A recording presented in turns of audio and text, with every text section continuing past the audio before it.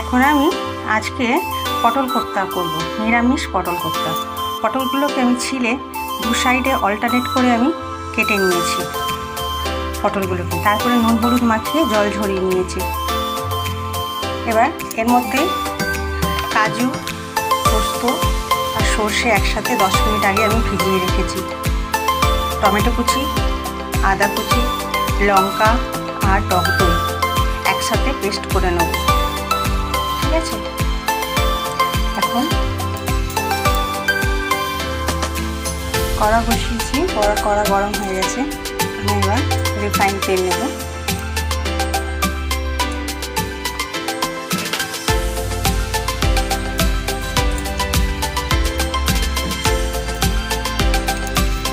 তেল গরম হয়ে গেলে পটলগুলো আমি ভাজবো।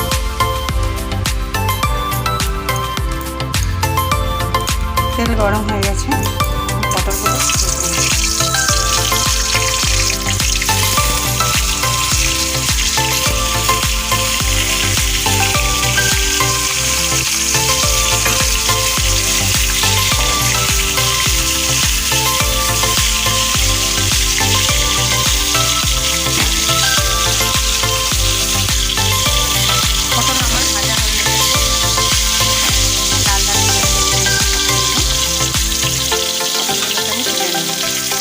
পটল ভাজা হয়ে গেছে, পটল আমি তুলে নিয়েছি। ওই তেলের মধ্যেই আমি ফোড়ন দেব। শুকনো লঙ্কা আর গোটা গরম মশলা, একটু সাদা জিরে আর তেজপাতা নিয়েছি।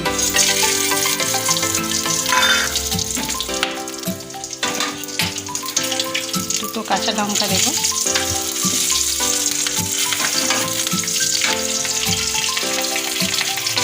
আর এই যে বাটা মশলাটা আমি দিয়ে দেবো।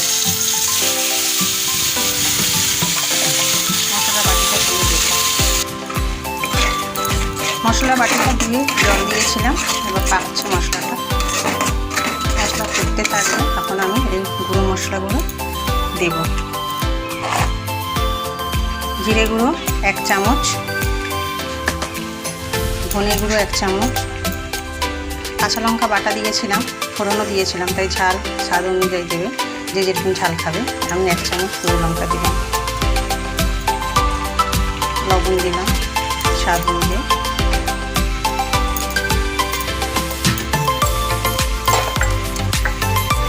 আর আমি চিনি দেবো একটু।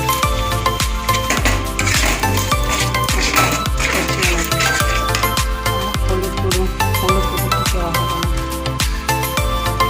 1 চামচ হলুদ গুঁড়ো।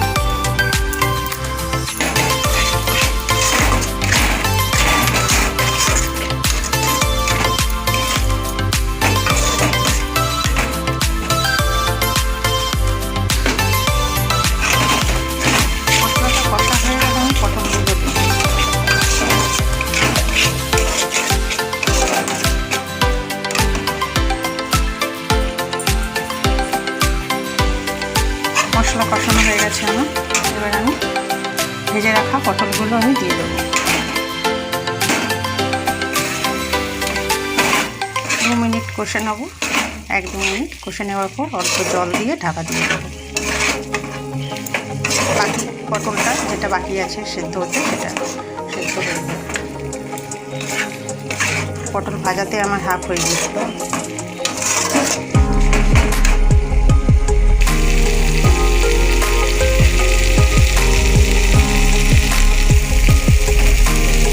পটল কষানো আমার হয়ে গেছে।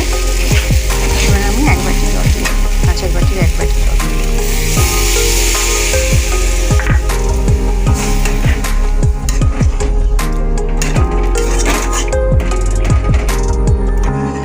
এবার আমি চাপা দিই।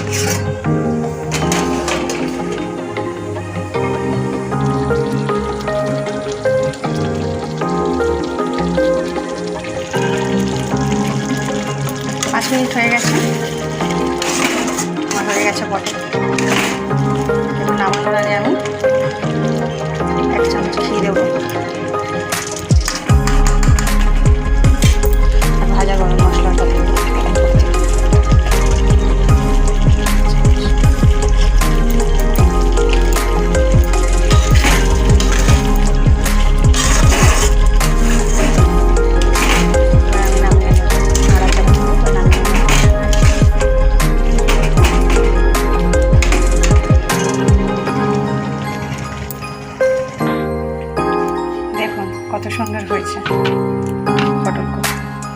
গরম গরম ভাতে যা খেতে লাগবে না, বাচ্চারা চেটে পুটে খাবে।